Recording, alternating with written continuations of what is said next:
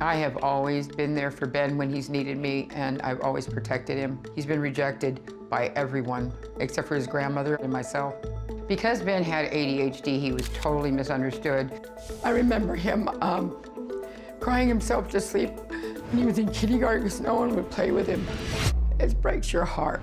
My mom does make up excuses for why she chooses to enable my brother.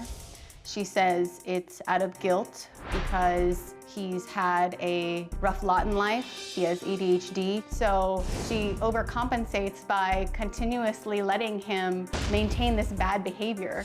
This child has been up against insurmountable things in his life.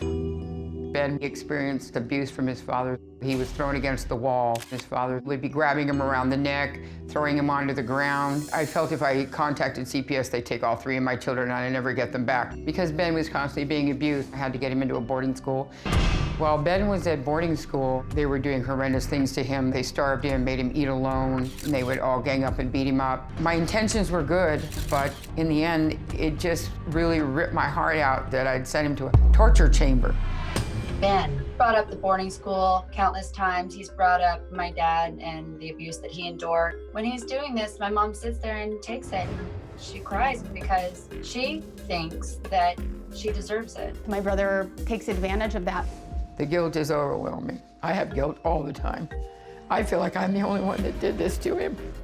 I really do.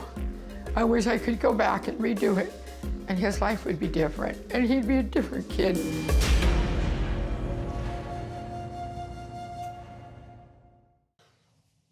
Okay, listen, I'm very sorry that that happened to Ben. Look, clearly what happened to him had an impact, right? It leaves you with a void. Absolutely. And so what do? You have to fill that void. But let me ask you something. Let's say you had an infant, and this infant was crawling along here, and the infant saw a toy they wanted, and so they started maybe for the first time to go, oh, wow, I can kind of get up and stand up. Would you come along and say, no, stay down, let me get the toy, and I'll give it to you?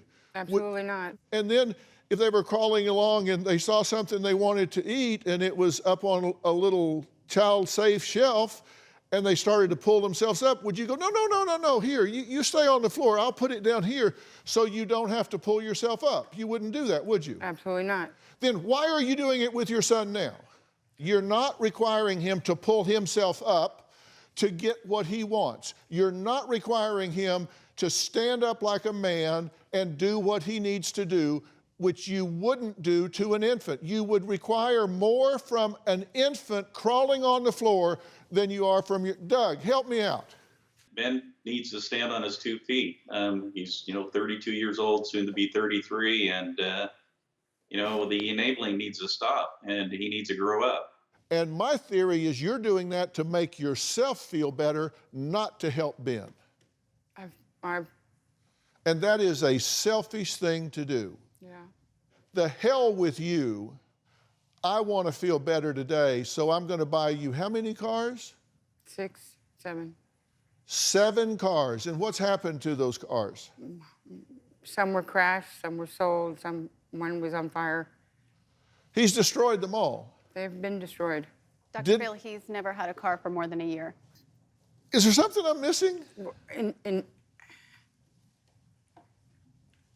I guess I don't want him to fail or hurt anymore. And I didn't see it as something that was selfish on my part. I don't want him to hurt. It's negligent and it's selfish.